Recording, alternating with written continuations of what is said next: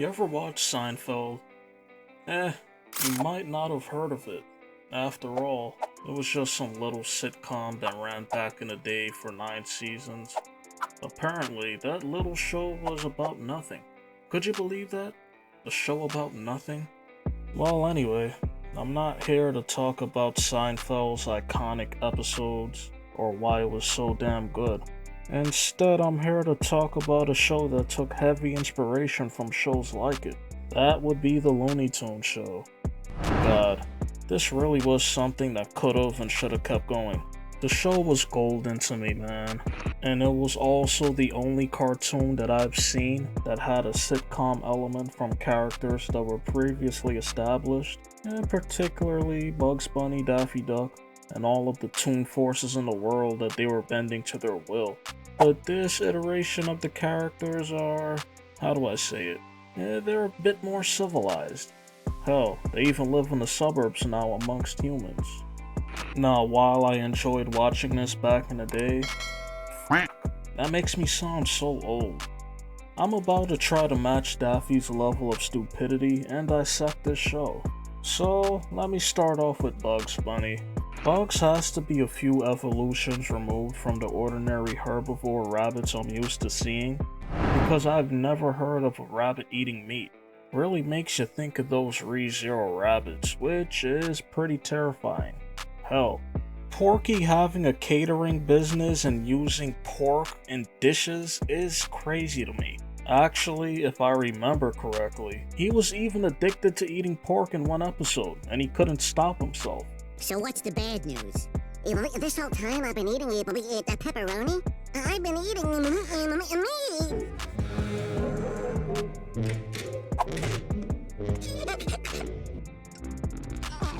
God, and Bugs, who, if I'm remembering correctly, was a pretty good friend.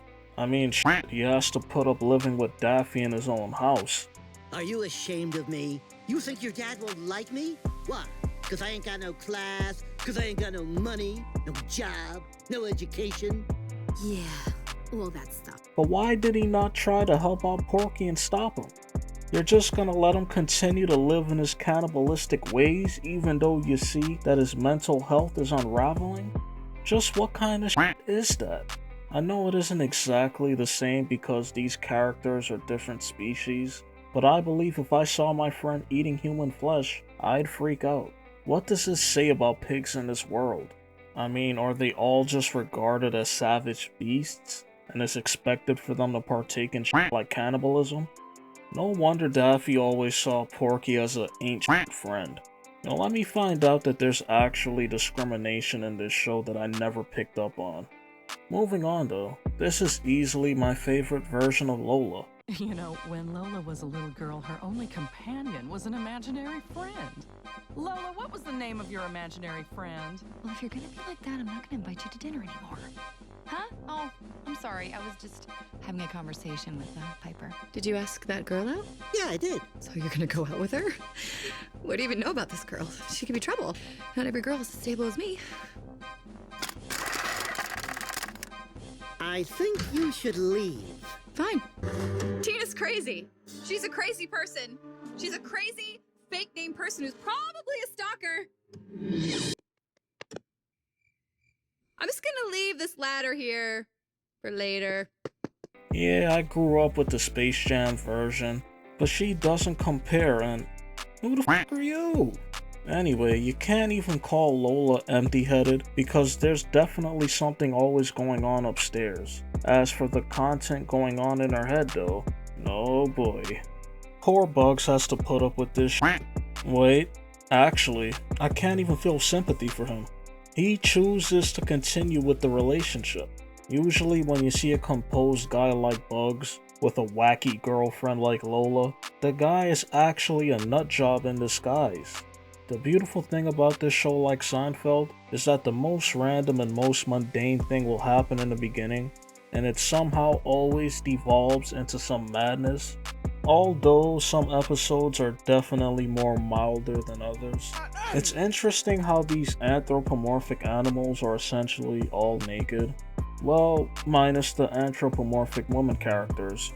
Yet you got Bugs with gloves. I gotta ask, what's the deal with anthropomorphic animals wearing gloves? I mean, all of the Sonic characters have them shits on, and shit, a bunch of Disney characters too, the Animaniacs.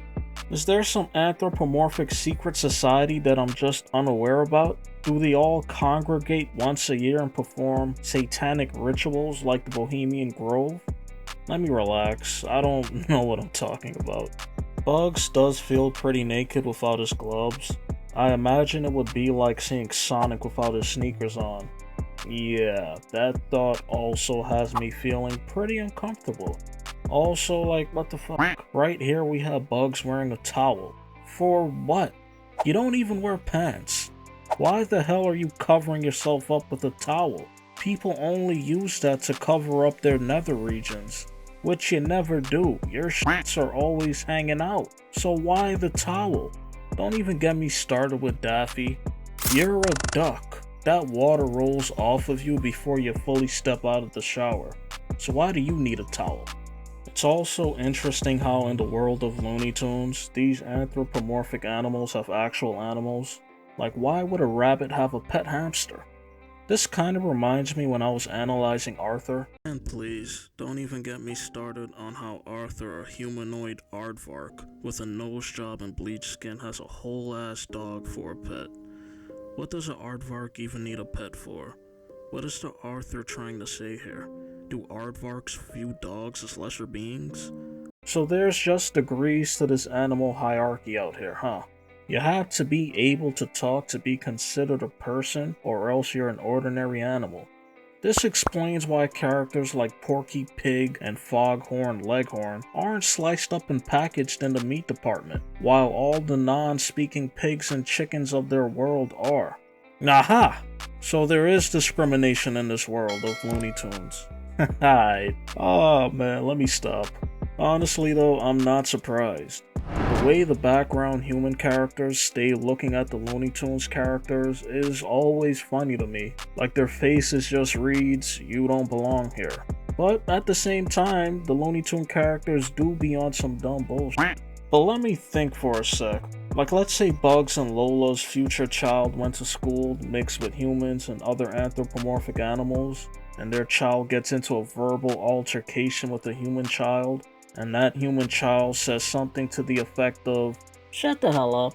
I've gone rabbit hunting with my father, so don't make me come to school tomorrow and hunt you down." Like, would that go down? Are there rules and regulations set for these Looney Tune characters to protect them? Then again, you realize that Elmer Fudd isn't a hunter anymore, despite being in the show. Guess he didn't want to get cancelled for his past. Okay, I guess only ordinary animals can be hunted and eaten. To be fair, if animals could talk, I imagine most of the world would be vegan. While I'm here though, what's with the cannibalism in this show? I touched on it earlier with Porky, but there's also this little chicken shit. And before someone tells me that different species of birds have different diets, don't lie and tell me that seeing it doesn't make it feel like cannibalism. Who cares? They're only 2D cartoon characters anyway.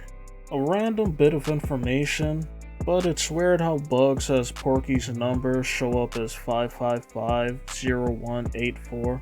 But then he tells Daffy it's 555-0815. This is the same season of the show as well, and it's not like people aren't able to change their numbers, but it is funny to see that just a few episodes later he has a completely different number. Yeah, that's pretty much the only bit of information I had for this part. Sorry if you were expecting more. Something I do find real funny is Speedy running a pizza restaurant. Now I know what we're all thinking here. A Mexican mouse running a restaurant? Yep. Why the hell is a rat cooking my damn food? Hey man, I'm from New York, born and raised. You would think rats wouldn't bother me. We ride the subways with them, we stroll down the streets with them. We straight up coexist with one another. But food is where I draw the damn line. Like what? Yo, why are you touching my food? Speedy, why are you... Oh my... Oh man, I know I'm being stupid for the point of the video, but I really rock with Speedy, man. He be having some sound advice. He's the most sane Looney character in the whole show. He's funny, but nah, man. If I see a rat in the kitchen, I'm not eating at that spot. Now, ignorance is bliss, so not seeing any rats, even though they could very well be in the kitchen, is one thing. But when a rat is straight up pulling up to my table to serve my food, no. I'm calling the health department, buddy. Sorry. This show really is golden and Looney though. You can have a regular ass plot being about Daffy losing his purse, and he overreacts and has Porky serve as his bodyguard. And then the B plot will have Lola traveling the world in search of the perfect anniversary gift because she confused the A plot of Bugs buying Daffy a new purse as him buying a gift for her for their anniversary. Spoilers, but the anniversary wasn't for another 2 months. And this right here is just straight bullshit. You know this rabbit isn't gonna wear that shit. Look at him. He's at a restaurant with just his gloves on, while everyone else is dressed semi-formal. Okay, he ended up putting that shit on. But I need to see the whole fit, top to bottom. Because I know Bugs' sick ass is only wearing the shirt. No pants are on, under that table. But this is pretty sane considering how far the story for an episode can go. One of the episodes I remember the most was when Bugs was lying to Porky about why he couldn't attend the festival with him that year, because he didn't want to go. But Bugs didn't want to hurt Porky's feelings, so he kept lying and lying and lying, each one being bigger than the last. It started off with Bugs lying that he was helping Lola move, but then he started to get caught up in that lie, so he ended up lying and saying that he needed to help his sister move. And that kinda started going down the shitter, so Bugs had to end up cosplaying as his made-up sister, and going as far as boarding a flight to Albania, all so that he could keep himself from being caught. All Bugs had to do was tell Porky the truth, that he didn't want to attend that bum-ass Peach Festival. Bugs ended up being in prison over there for a whole year. You see what lying could do to you? One small ass lie and before you know it, you're in prison in a foreign country for a whole year. Yeah, don't lie, kids.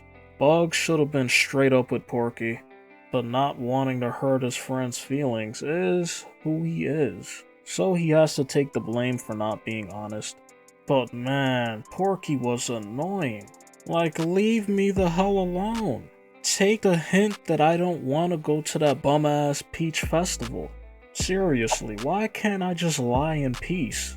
Your life runs way smoother when you don't lie because you don't have to worry about staying on top of all of your compounded thread of lies. But man, have you ever been caught in a small white lie and the person who believes you just keeps digging and digging? I damn near want to come clean just so you could shut the hell up. Like if I tell you I can't go out with you to the movies tonight because I feel sick, but I really just feel lazy, why is it so hard to just be like, damn, alright, rain check then bro. Don't start asking me how I got sick and if I caught it from someone else, and tell me all the remedies I need to take to help speed up my recovery process. Let me lie in peace. Fuck. What's actually funny about all of this is that I haven't even mentioned the B-plot for this same episode that has Daffy misunderstanding the entire situation because of shitty communication. He ends up thinking that Lola is moving in and that he'd have to move out, which makes him go down the path of joining the army, where he seems to be pretty competent. And by the end of the episode, he and his team infiltrates a prison in Albania, which just so happens to have Bugs. So yeah, they break Bugs out and then everyone is able to go back home. But then bum-ass Porky is gonna say, damn, you were trapped in prison for a year? Man, that's crazy. Anyway, you know that means you're free to go with me to the Peach Festival. Yo, Porky. Yo, if I'm Bugs, I'm telling Porky to not push me to get into my omnivore bag, because I eat meat. I mean, you seen me, you were feeding it to me. But seriously, if I'm Bugs here and I just got back home and Porky tells me that, whatever man. Anyway, watch the Looney Tunes show.